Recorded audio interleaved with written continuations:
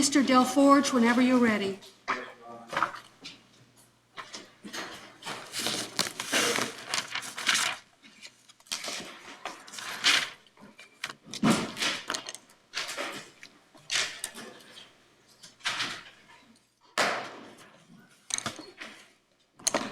Judge Duncan, may it please the court, the Supreme Court of the United States has insisted that in ineffective assistance of counsel cases, the double deferential review applies. Double deferential review. The issue is whether there is any reasonable argument that counsel satisfied Strickland's deferential standard. Is there a reasonable argument in this case? Absolutely. Counsel relied on the greatest legal engine ever invented for the ascertainment of truth: traditional, skillful cross-examination. That's Kentucky versus Spencer, U.S. Supreme Court, 1987. Counsel thoroughly cross-examined both of the eyewitnesses in this case, Mr. and Mrs. Overton. He elicited the weaknesses, if any, in those identifications. He brought out the fact that they had seen this defendant in the previous trial 3 years earlier, same type of home invasion crime that occurred. That counsel elicited the fact that the victims had seen the defendant at that trial. He elicited the fact that the wife identified the defendant only after her husband had said the Moore boys did it. Defense counsel elicited the fact that Linwood Moore, the brother, could not have been present at the time because he was in federal prison at the time.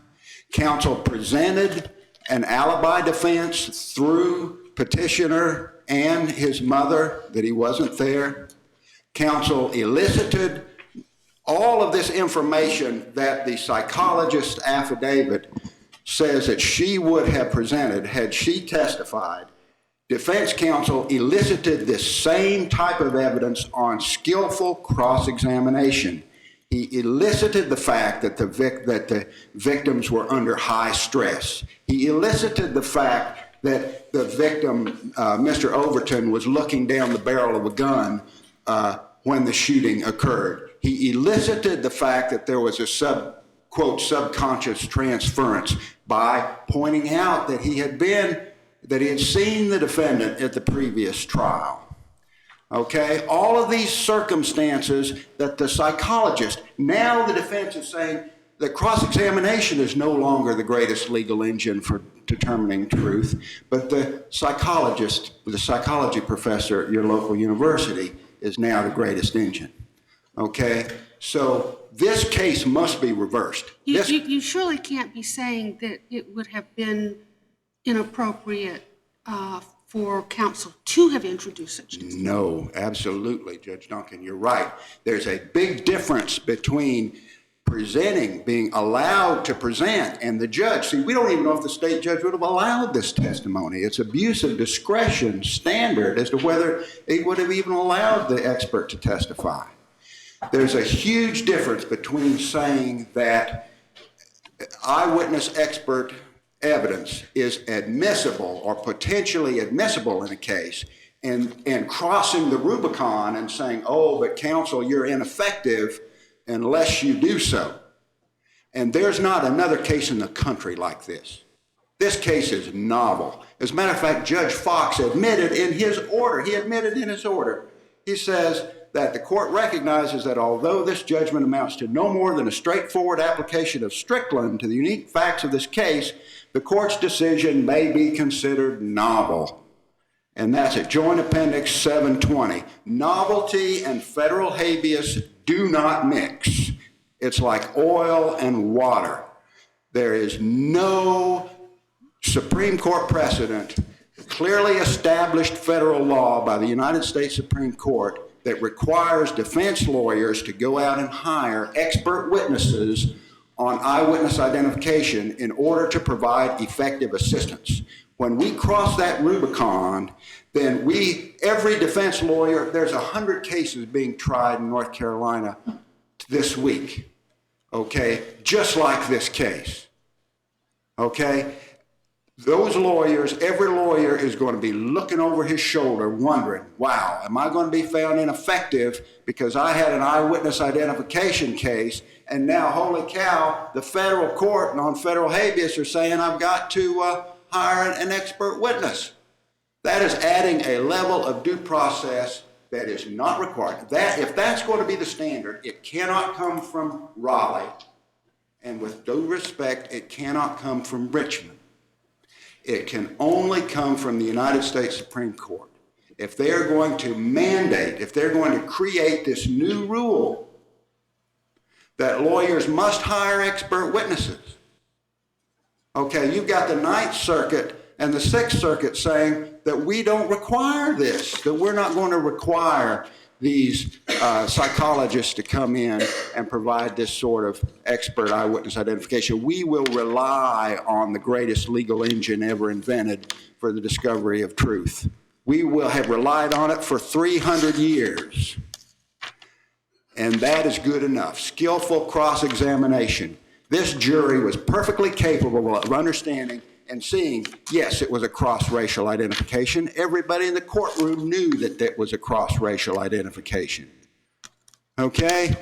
Everybody knew that the victims were under stress because there was a gun shoved in his face. Okay? Everybody knew that. Everybody knew there was this subconscious transference issue because the defendant had been charged with a similar type of crime against the same victim 3 years before, and that in their minds they might be looking back and thinking back about what that previous defendant looked like and putting his face in the face of the perpetrator of the instant crime. All of that came out. So absolutely there is an objectively reasonable argument that defense counsel's performance in this case satisfied Strickland's deferential standard. This case has to be reversed. We cannot have, in North Carolina, every defense lawyer looking over their shoulder, wondering whether or not they're going to be found ineffective for not hiring an expert witness on eyewitness identification. Okay? This adds a new level of due process. What would happen is you have a defense attorney, they go to their local college, and they get the psychology professor to come in, and now that the prosecution, they're going to go to the other college, and they're going to get the other psychology professor to come in. I'm sorry. Why is it all this argument of any moment? I mean, you're making a legal point. You're not making a factual scenario of future cases argument. What you're saying is if the court, as a matter of its discretion, could have refused to admit the testimony, it cannot be the basis, applying Strickland and Harrington versus Richter, cannot be the basis of an award of habeas relief. So I don't understand why you're trying to embellish your argument with a parade of horribles. Well, Your Honor, having argued this case in paper in front of the district court and been unsuccessful, I figured that I better put forward everything I can think of to emphasize the importance of this case to the bar in North Carolina, the defense bar in North Carolina. That this is as an important case as any case you've heard today. Every case we hear, Mr. Delforge, is an important case. We don't make those distinctions. Right. And that's why I said as. Excuse me. I'm sorry. Please do not, but I'm sorry. I apologize. I agree. I would prefer not to trivialize the nature of the issue, particularly on these facts, which are fairly unique. I take your legal point, and I'm not taking issue with that. So why don't we see, do you have any questions? No. Was there anything else you wanted to add? It's also Teague barred. The U.S. Supreme Court in Hardee versus United States just this year has said that whether a claim is Teague barred turns on whether it is novel. And Judge Fox, in his order, has acknowledged that this is a novel decision, and so there per se, this claim is Teague-barred. There's a cross-appeal issue. I'm not sure when the court wants to hear that now, or do you want to? I understand that appellee is not asked for separate time, so you could just reserve, you can just address the cross-appeal and rebuttal if you wish. Thank you, Your Honor.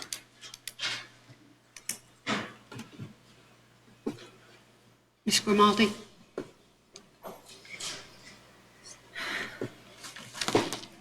May it please the court. Good morning. My name is Laura Grimaldi. I am an attorney with North Carolina Prisoner Legal Services, and I represent Thomas Moore. Could you speak more directly into the mic, please? I have never used a microphone before. Is that better? Thank you.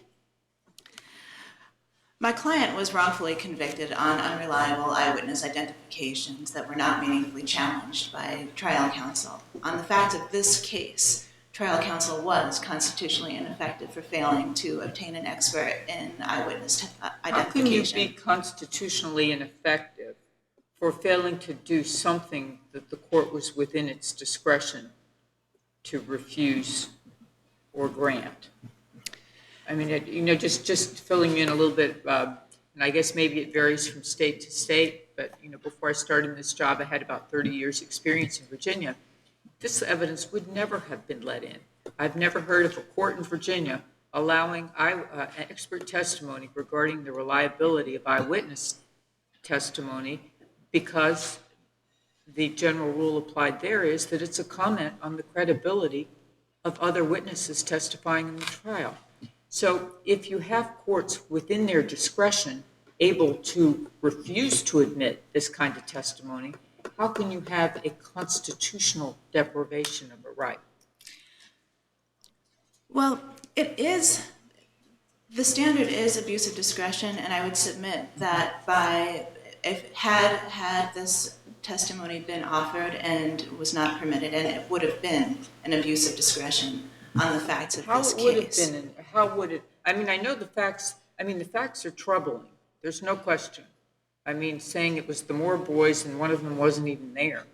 So, I agree with you. It's not a case that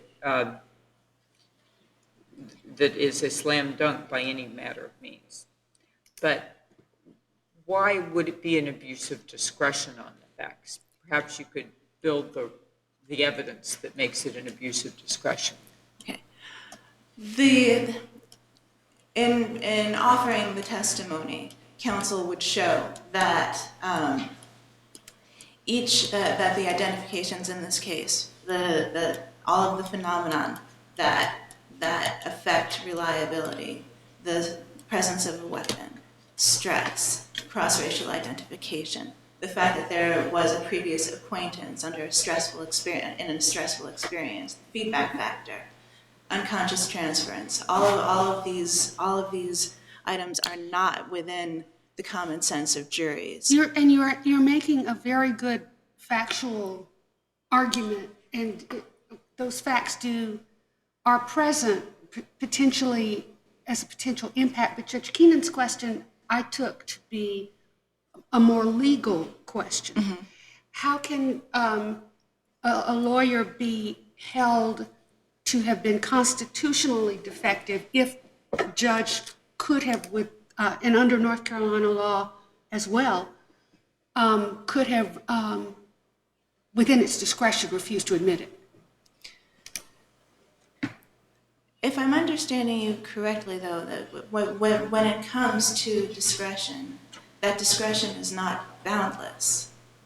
That discretion can be abused, and it would have been abused had this been offered. What about this case would have made it an abuse of discretion for the court to have denied it? And if the court just said, I don't feel comfortable with this kind of testimony, this witness is really going to be saying the other witnesses aren't credible. Now, what would have been wrong, or what would have been an abuse of discretion under the facts here? Not what the expert would have said, but what about this case would have made it an abuse of discretion to refuse to admit this kind of testimony? Well, first of all, this type of testimony is admissible in Right. North Carolina. I understand that. It's a Absolutely. matter of discretion, though. It has Right. been It's as not a early as matter of 1980. right. Okay, so if then the court would have to exercise its discretion, wouldn't we have to find that the court necessarily would have abused its discretion in refusing counsel's request? In other words, part of the prejudice inquiry under Strickland would be that it had to have made a difference detrimental to the defendant. And so we would have to find not only an abuse of discretion under the case, but also that that something about that, in other words, that the court would have been required to grant that testimony as a matter of discretion.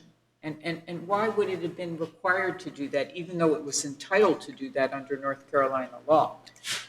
Well, had the court denied this testimony, the jury would have been denied the information that they needed to appropriately weigh the testimony. What if the court thought that was speculative?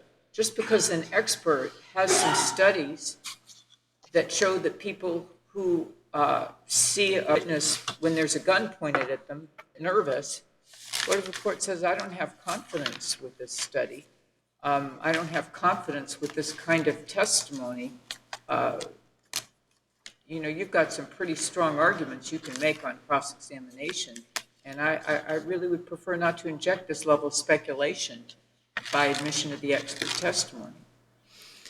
If the court said that would be an abuse of discretion? I believe so, in light of the fact that courts have found that cross-examination is not sufficient, or can be insufficient, I should say, and to educate the jury on specific phenomenon, such as the unconscious transference, such as feedback factor, stress, presence of a weapon particularly. Okay, I'm sorry.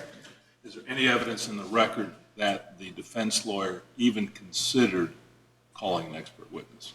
No, there is no. Either way, I mean, there's just nothing in the record. Nobody ever asked him on the MAR or anything like that? No. So we don't know that it was a matter of trial strategy, then, is what you're saying? We do not know that. I would submit, though, that there is no reasonable trial strategy to rely solely on cross-examination when the case rests solely on these identifications that blatantly exhibit factors that have been shown by decades of research to affect the reliability. Of course, Mr. Ford said there's 100 cases going on right now where that is exactly happening in North Carolina. They're doing testing IDs by cross-examination only, right? Certainly, there are thousands of cases. In the grand majority, maybe 1% of the cases, or 1/10 of 1% of the cases, is an expert admitted on identification purposes. Would that be fair? I can't even go touch those statistics. But the facts of this case are unique. We have the only evidence in this case against Mr. Moore were these identifications. In other jurisdictions, there are eyewitness-specific jury instructions to assist them in understanding that what you hear is not necessarily what you get. North Carolina does not have that. This case did not have that. The jury was instructed on basic credibility, and cross-examination is very efficient for challenging credibility. It can be useful for challenging reliability when it's addressing subjects that are within the common understanding, such as lighting conditions, the opportunity for a witness to see the defendant. And eyesight, I mean, there was certainly a lot to impugn the witnesses here Yes. with. Yes. But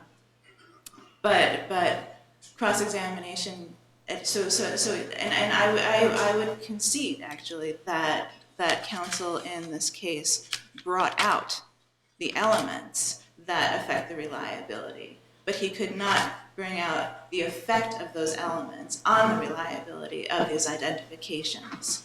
So he brought out that Mr. Overton, one of the victims in this case, only had a moment to see the person at the door before he's shot. Can you tell us whether the degree to which this evidence is admitted in North Carolina?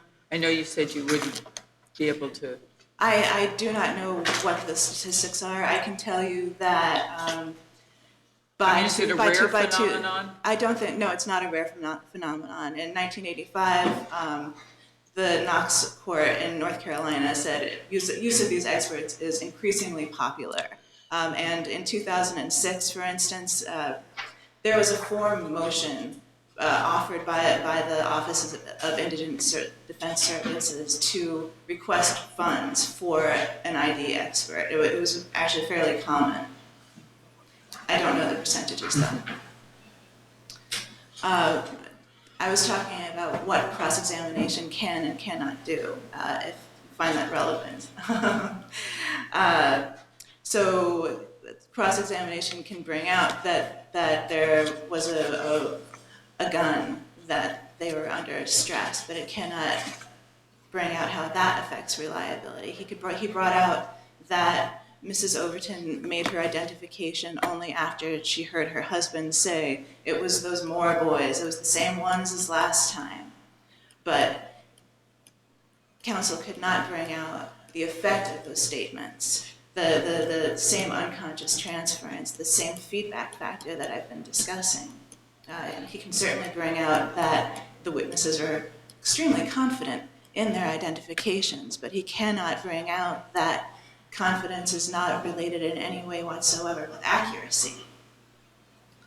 And counsel had a duty to explore all available avenues of impeaching the only evidence against his client. But there's no evidence that he did or he didn't from what we've already talked about, whether he even considered having an expert or he didn't consider and rejected having an expert as a strategy, right? That's correct. Either way, he's a void. That's correct. The record is void on that. So the effect of upholding this, would it be to mandate this kind of testimony in every case? Certainly not. This case Why is not? No. This case is not about whether every time there's eyewitness testimony, whether there must be an expert. This case is about these particular facts. Well, what would you have us say? What parameters, if we agree with you, what would we say? That, actually, Judge Fox said it extremely well. He said that in a case where there is no evidence of guilt other than eyewitness victim identifications, which blatantly present numerous grounds for questioning their reliability, grounds which are discussed in abundance in literature and judicial opinions but are not commonly known, counsel must reasonably investigate and consider whether to present available expert testimony. Those are pretty broad parameters. They're also a little spongy.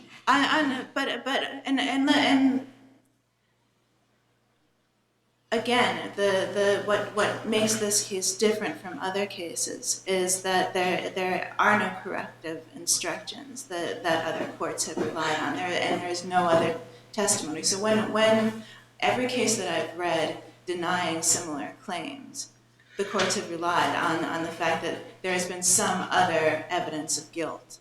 The primary problem, or what I'm wrestling with here is, I think you make a very good point for direct appeal, but not only do we have Strickland, we have AEDPA. And AEDPA is just an even higher hurdle for us to get over in second guessing what state courts have done. It's that doubly deferential standard that Mr. Delforge referred to. Well, I don't think that we need to go. Let me take a moment here.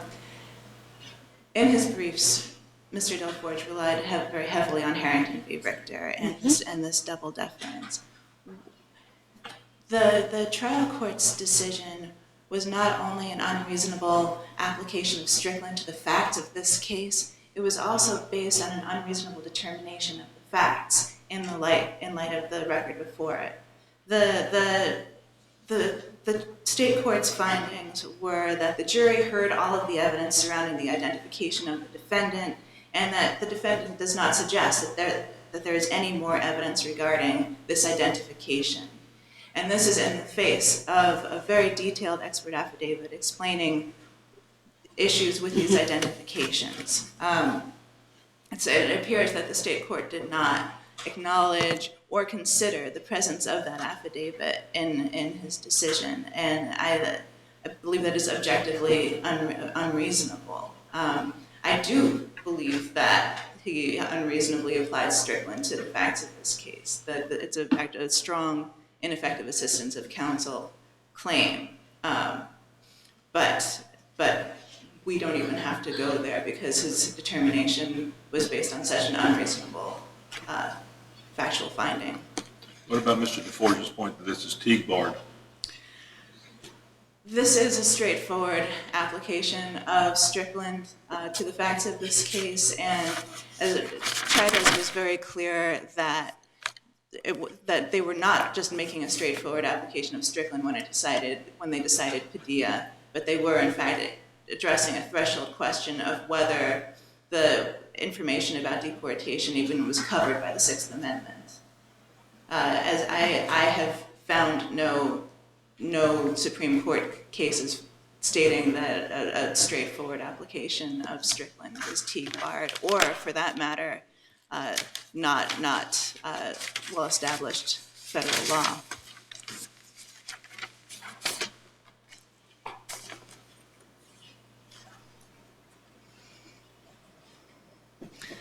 So yes, under the facts of this case, counsel was ineffective for failing to obtain an expert in identification. The identifications were suspect, and the jury was given a choice of believing either the alibi testimony or these two people coming in and saying he did it. They had no tools with which to understand that the witnesses may actually be mistaken, that they're not lying, they're not making a false accusation, but they are wrong. Thank you. Thank you. Mr. Delforge? The answer to your question, Judge Keenan, is that there are very few, if a review of the published decisions, appellate decisions, are any indication as to how often this type of evidence is admitted, it's very rare. There are some published decisions. I've found one fairly recent one here of State versus McLean, a 2007 North Carolina Court of Appeals decision that states that it's abuse of discretion standard on the admissibility for expert witnesses on the fallibility of eyewitness testimony. Again, the issue, the critical outcome determinative issue in this case is whether there is any reasonable argument that counsel satisfied Strickland's deferential standard. And I think clearly there is a reasonable argument that counsel satisfied Strickland's deferential standard. Unless there are any specific questions on that point, I'll move to the cross-appeal issue. Okay, the cross-appeal issue was admission, the counsel's failure to object to a pistol, a ballistics report, a SBI report, and related testimony. And that issue, counsel did not object.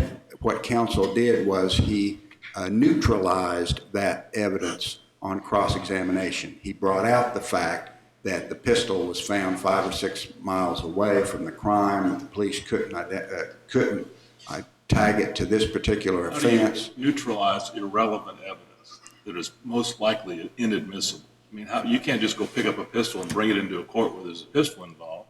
You know, I'm sure Your Honor has been in court many times. Different lawyers approach evidence in different ways. You know, if you read this transcript, this lawyer, reading between the lines, he was trying to show the jury what a reasonable person. He had gotten this man acquitted in the first case, okay?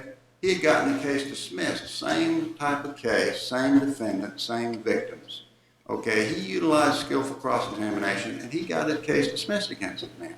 If you read this case, what it appears to me, a reasonable reading of the transcript, is that he was trying to appear as reasonable and as non-obstreperous as he possibly could to the jury. And that was the way, okay, state wants to introduce this pistol, they want to introduce this ballistics report that says that it's inconclusive, fine. He just points out on cross-examination that it doesn't implicate his client in any way. That is an objectively reasonable method of dealing with evidence put on by the state. Sure, he could have objected. You know, sure he could have objected. He just chose a different method of neutralizing that evidence.